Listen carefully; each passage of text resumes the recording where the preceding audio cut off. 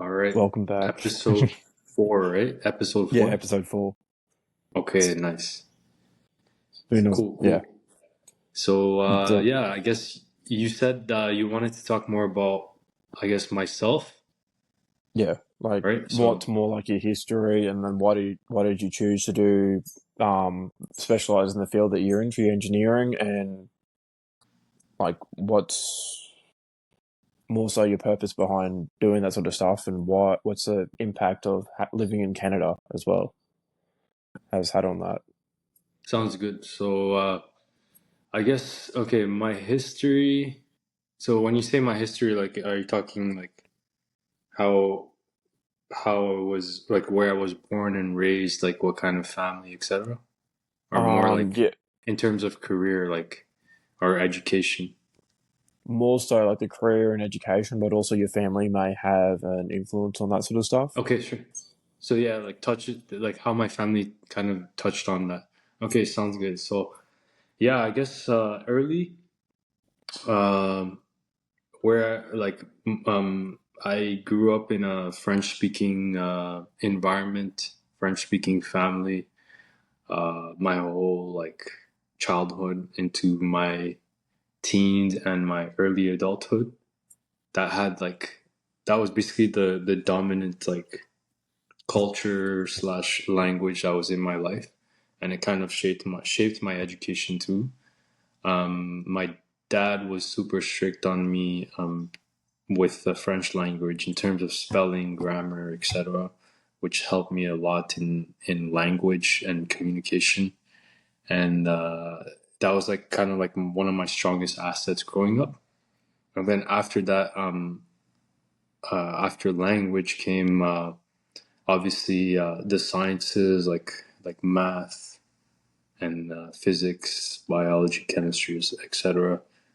Uh, the approach that I took with language was more of like a mathematical approach because I was like into grammar and all that and phonetics.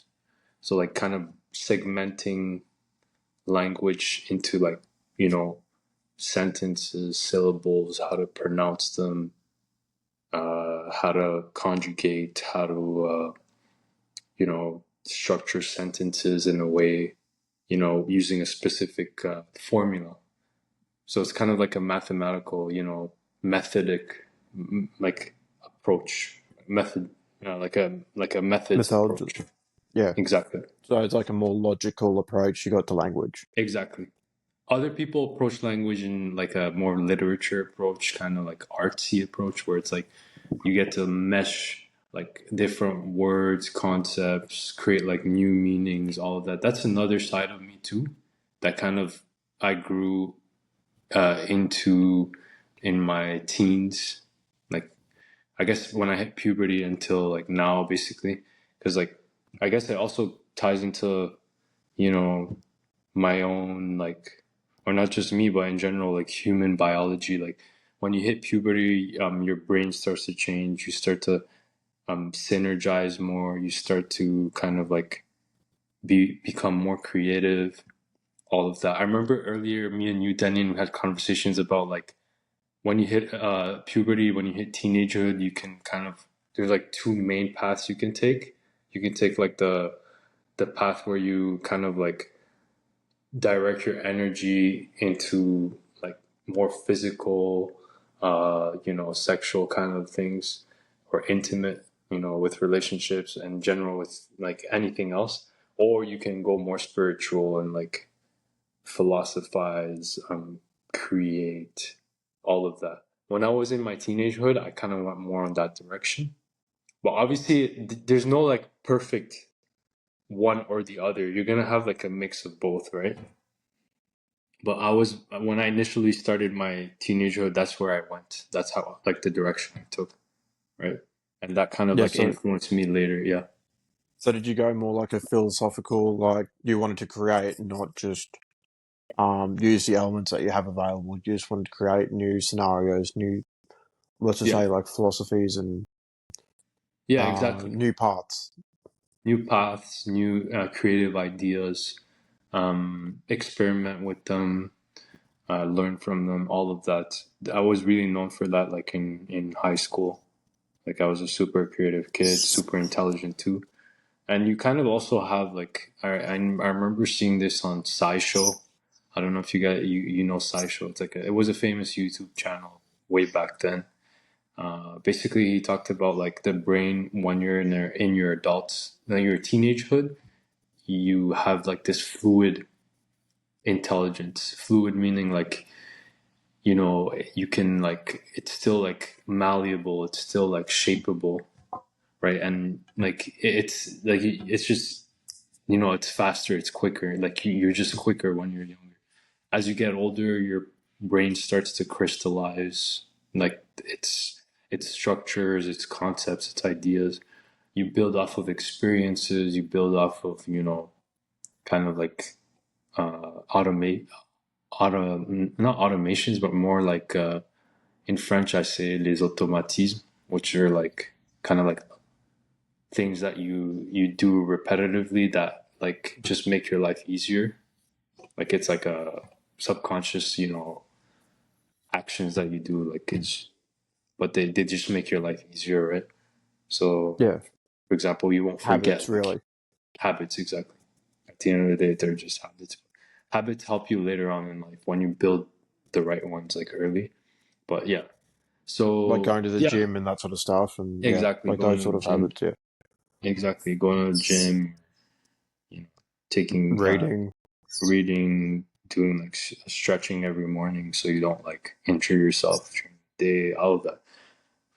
So yeah, and then later on, I managed to like do really well in high school and got into a really good program. Uh, like I guess it was like this distinguished program in at University of Toronto called engineering science, and really it was a really like honest, I would say, experience, right? To put it frankly, because it tests like the student, it tests like the individual and to just new limits and all that. And yeah, depending on like your background, where you're from. My background was French speaking, so when I went to university, it was a little bit harder to kind of translate all of what I knew in French in the English context. So like kind of like I had to catch up also on like the English culture, like the double entendres, the little meanings, the subtleties, and all that. That kind of I kind of like did already knew in French, so that took a while. And then on top of that, learning like this engineering discipline and all that came along.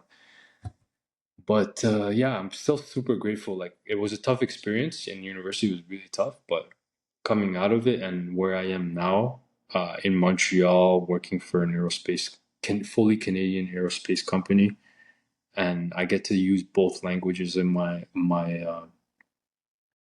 career. It's pretty nice, like because it's a rich experience, right? It's a super rich experience, and I feel like later on in my life, it's gonna pay off because I know leaders, especially international leaders, they're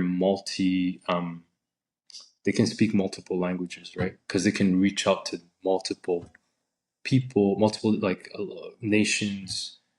Talk to be more diplomatic, be like connect to more people, just in general, more audiences, more markets, etc. Right? And yeah, that's that's what I like about just having this kind of rich, background, history So for then, me. why did you choose engineering out of every other sort of like if you like you obviously had the qualifications to be like a doctor as well, but Yeah, being yeah, a you're doctor right. is a bit more like more That's obviously true. it's not as trial and error. So then why'd you choose engineering over like doctor, teacher, lawyer? Like That's a good question. Yeah, like I made my choice in engineering like since I hit puberty, like around 14 in grade 9, 14, 15. But I thought because of engineering, first of all, I really liked cars at back then.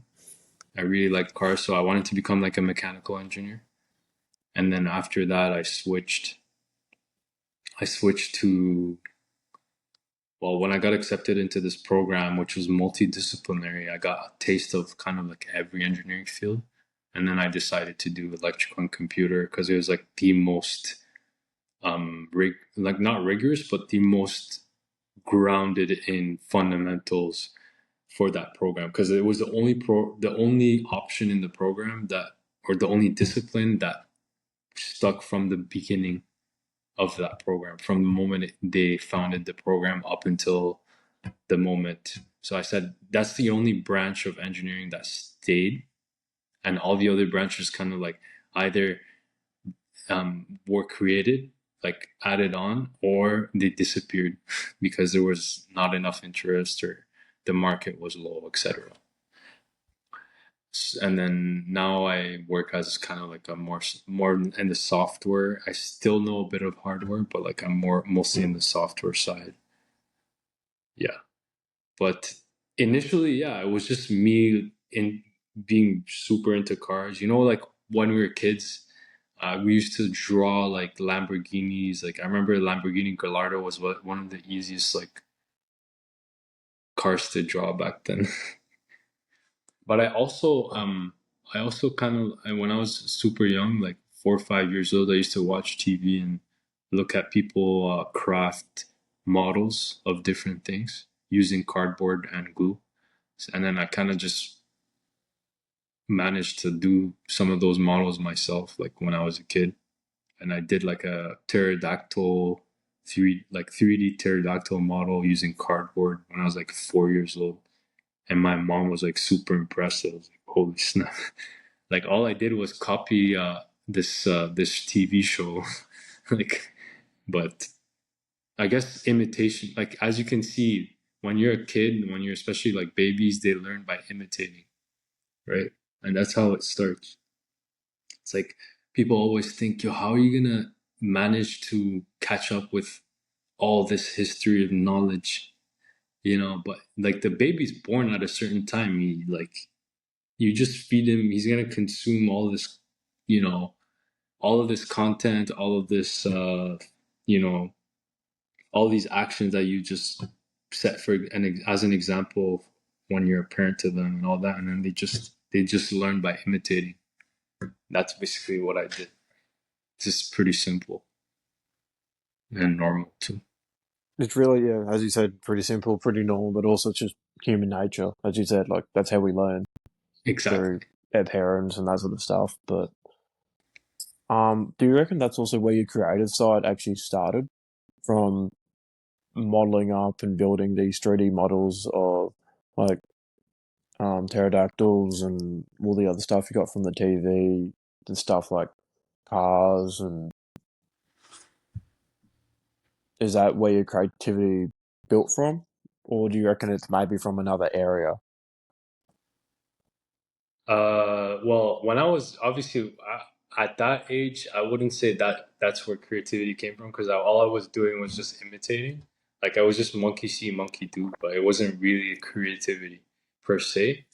I think creativity comes after like when a man hits like puberty and like actually starts becoming a man, like matures as a man, because then like his full like function, like not like all his systems are in place, right? Yeah, Basically to create, to like produce, you know.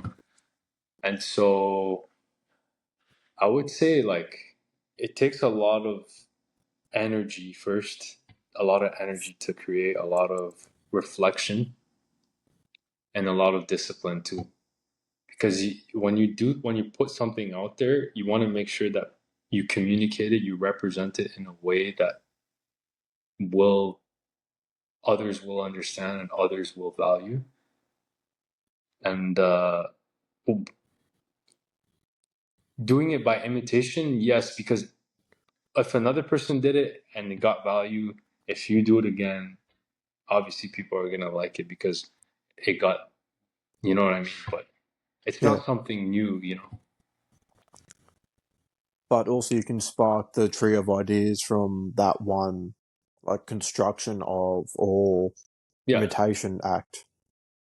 that's That's what true. I'm. I mean, more so. And also, just going back to what you said before, as you said, like generally, once you hit puberty, that's also generally when your creativity tends to skyrocket between the ages of like 13 to like 25, Yeah, because I that's would when your say so. testosterone's the highest as well. Yeah, for sure. Yeah. And then that's normally the creativity goes up the same amount as your testosterone. Yeah, for sure. Just don't. Yeah, I'm just saying from Yeah, what I've it is seen, but related to hormones. So even with women, it's related to like estrogen.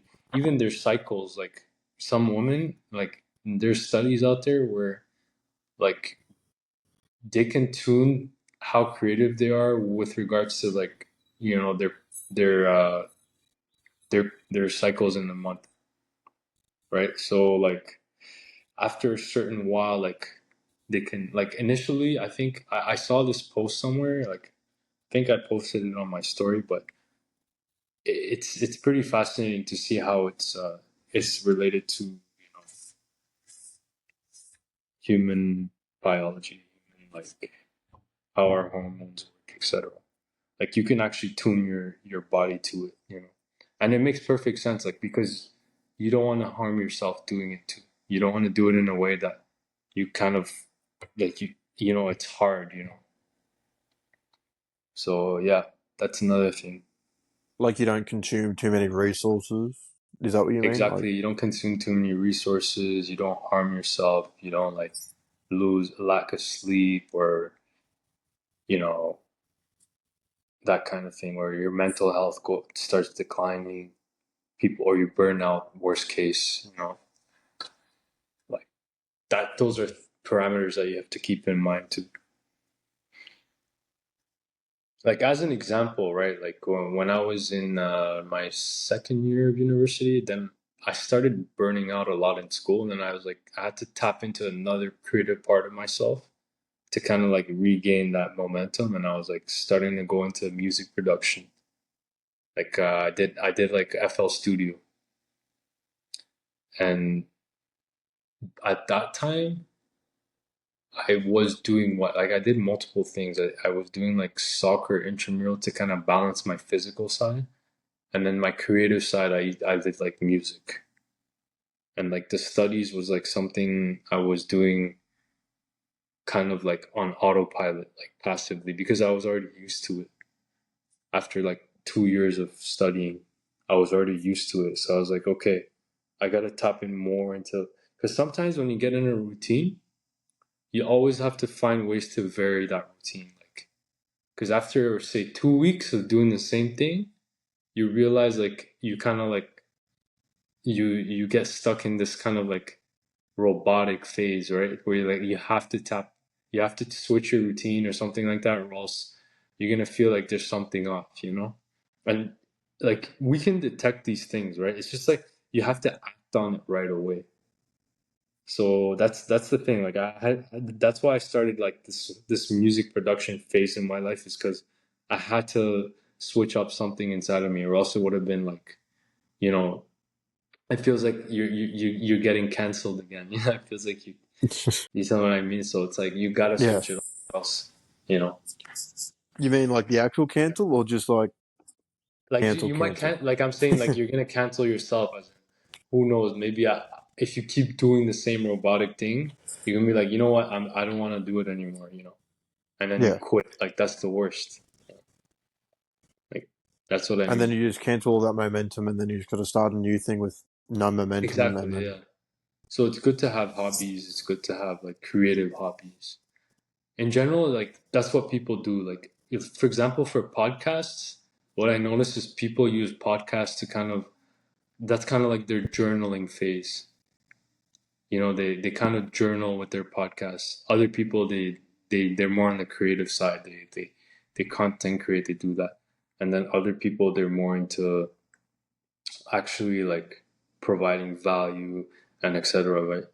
And then yeah. in other parts of their lives, they go to the gym, they do whatever, yoga, gymnastics, etc. And then yeah, so it's part of like that whole maintaining a balance to not be robotic in your routine, like kind of switching between you know activities. So, coming from your perspective, how do you see the podcast? Do you see them more as like a creative outlet, or more like a journaling, or more like an educational journal, even? Yeah, I see it more of like an educational journal so far, at least. So far, and it's kind of like providing as much value to people because yeah, creative too because of the like the process it took us to where we're at now, like with the editing, with the captioning, the AI, tapping into the AI stuff, and later on, like I think I'll be more into like adding more animations, making things pop up here and there. But with time, because like I'm still like it's a learning process, it's a learning curve, which is good. Like you get to discover new techniques, new tools out there and stuff. And it's yeah, it's in like it's at the end of the day, it's providing value for other people. Like clearly, when I had the guest yesterday, Zeus, like she was super happy to be on the podcast. Like she saw a lot of value. But you see, like it took us what, like how long have we been doing this podcast for? Like 6 weeks? 6 weeks, yeah. Yeah, 6 weeks. So imagine if we just started and we had that guest. Like we'd look like clowns basically. Where's the platform? Where's the freaking, you know, Where's the frequency? where's Where's the yeah. frequency? Where are the instructions to get on? Like I had this, like when I invited her, I had a Calendly link set up. I had like, you know, my whole like podcast game clips like set up, the editing, the making sure the lighting looks good on her side. You know, all of that goes into the presentation. It goes into the delivery. It's not just And imagine like initially when we started, me and you, it was on a FaceTime call, and we were both muted on a record. It was the most embarrassing thing. Like, imagine I invite like a guest over, and I was like, okay, yeah, let's do the same old thing, like FaceTime call with a mic, well, mic muted. Like, I don't know, man. No, And no, no. We screen had record. the screen record muted. Yeah, yeah, Yeah, exactly. It was crazy. it's just all a part of the Dunning Kruger effect, really. Yeah, yeah, yeah. Because we think we know what we're doing, and then we just drop, and then we slowly start learning, and then keep on going up, and then we go through the next cycle, and then the next Yeah, cycle. exactly. Yeah, I remember. Yeah, I took a hit last week too when I posted like some clips. But yeah, I think I was just not having enough sleep, and I wasn't thinking right. Maybe I don't know. I don't But know. yeah, It's all just a part of the process, but yeah, it's just yeah, better off to get their feedback. Be like, what are we doing good? What are we doing bad? And just learning it all from there, because that's where I think other people are gonna also value. Because if we tinker it to spread the message through to them easier, we can just start to help them out even more. yeah, for sure, man. And then Like even if it's yeah, like slight body language or whatever. Yeah, it's yeah, just yeah, definitely. oh, what are you gonna say? Yeah, I was just gonna continue with like my career now, like where I'm at. Like recently when I came back from Denver Rocket Lab, and even when I did another business trip before that to another company that produces crystals that oscillate in space, which sounds like some hippie shit, but it's pretty cool, and they're like one of the only manufacturers in the world that do that, which is crazy. Wait, so the crystals that stay in space, or Yeah, yeah, like quartz crystals basically that oscillates using current, like energy, and creates at a certain frequency. They discipline that frequency, and that's what they use as an oscillator to basically reference clocks in space. So when you have like for example like a clock system in place for a spacecraft, you need this kind of oscillator to discipline your when you're receiving data from Earth, you know, and sending data kind of thing. That's pretty Maybe like, cool. yeah, it's pretty crazy, right? So yeah, and I mean, I'm looking forward to it. Like right now, if you look at the news, we're bringing down the International Space Station, which is actually 25 years old too. The International Space Station is 25 years old. It was sent up November 20th, 1998, and Oh now it's shit. coming back down. And Canada's contribution will be to pull it down using Canadarm3. And Elon's probably gonna, yeah, Elon definitely has to be helping with that with his SpaceX rockets. And basically, they're bringing that down so they can bring up a new station called Starlab. Which is going to be Musk's station. Well, not Musk, but like it'll be a multinational effort, like for like an international effort for basically lunar exploration. They're basically landing on the moon, making like the moon like a human colony or human place to live, That's human crazy. community. This is becoming more and more like Futurama. Really. Like, It's Futurama, but it's also like human progress because like how we can push our species like in general. It's like obviously like we believe like as a Muslim, I still believe that it's also in God's power, like it's God's authority to decide if we as a human species get to pierce like the skies, meaning we get to explore the universe, we get to explore beyond the universe, right? Like it's already written, it's all this is written in the Quran, right?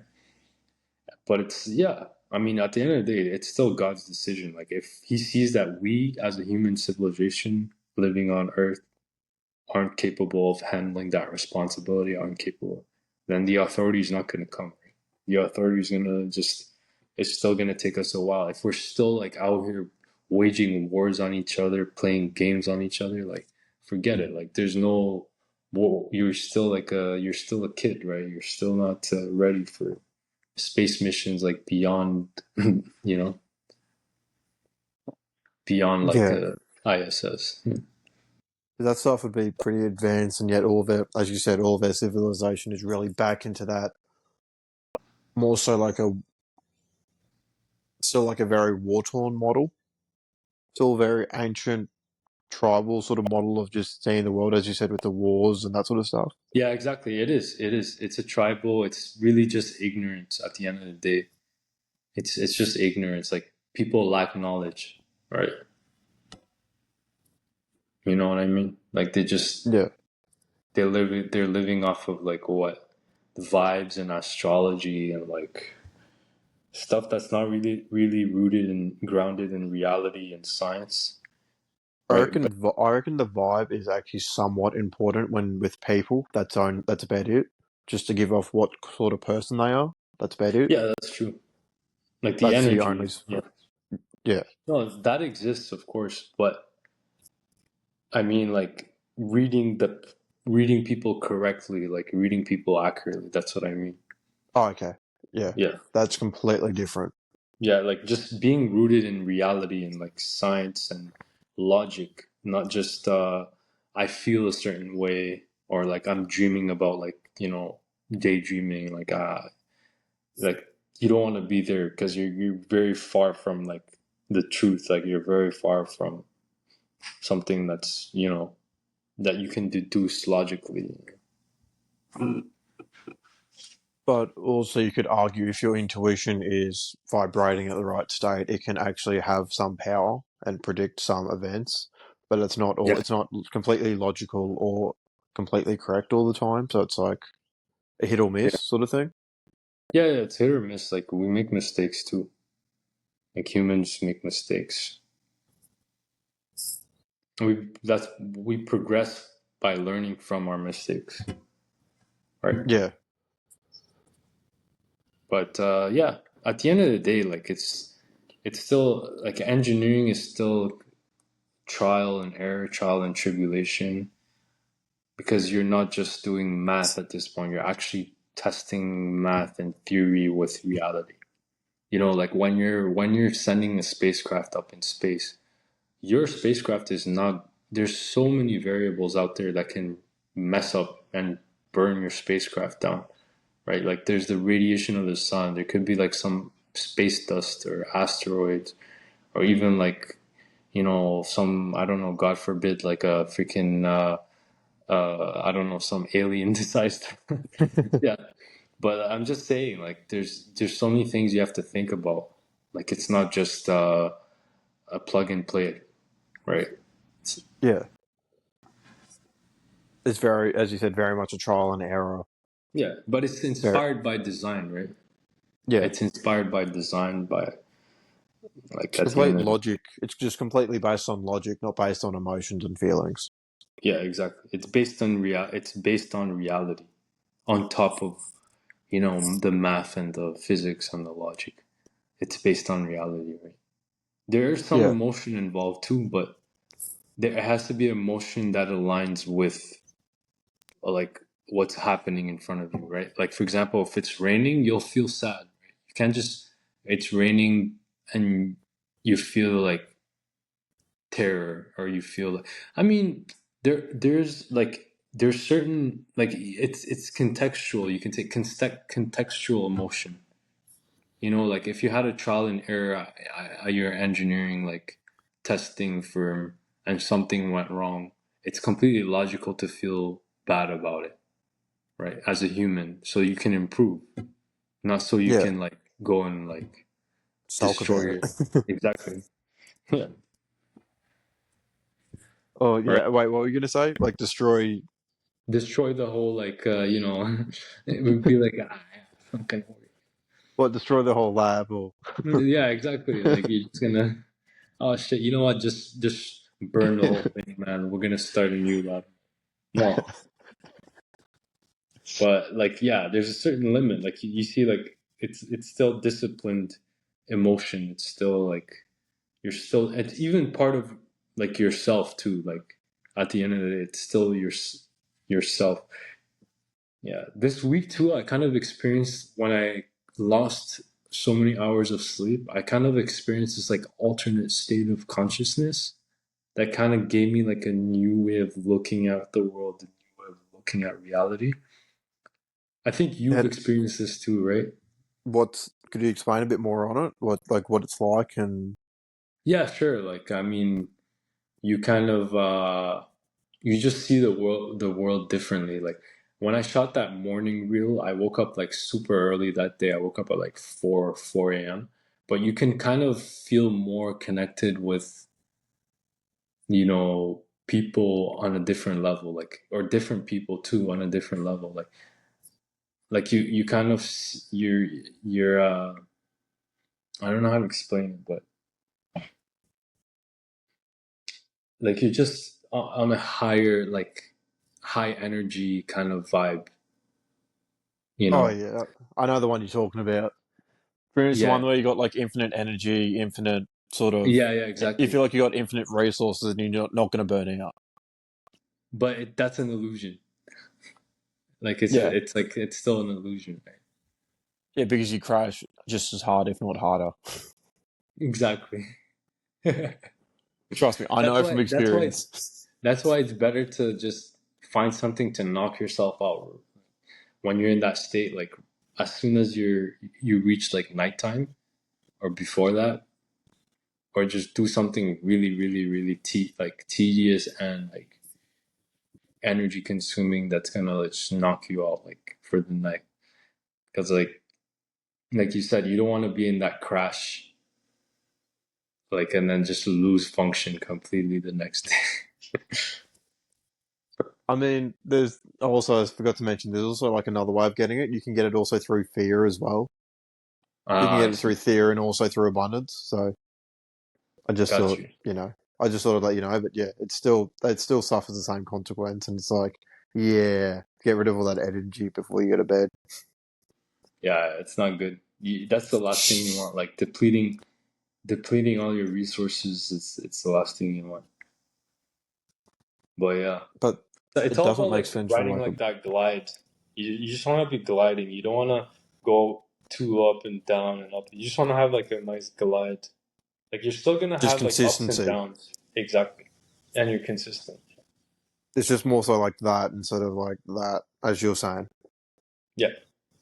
You're just gliding. But then again, that's the difference between that's also makes a difference between normal and also like the professionals because they just keep on riding that up instead of just going up, down, up, down, up, down. You know what I mean? Yeah, I see. Yeah, that makes sense. You just ride that wave. Yeah, the wave is you want to be riding a upward slope. But yeah, I guess that's pretty much it for me. I mean, so far, that's what I got. There's more to come, but still got a lot of work to do on the spacecraft front. Tomorrow is another day of work in the lab. But next week I'm on vacation, so it's pretty good. I Where get are you to heading put. off to? I'm going back home, Toronto. Oh Oh, yeah, let me nice, just dude. end the episode. Oh, yeah. I'm just gonna end it.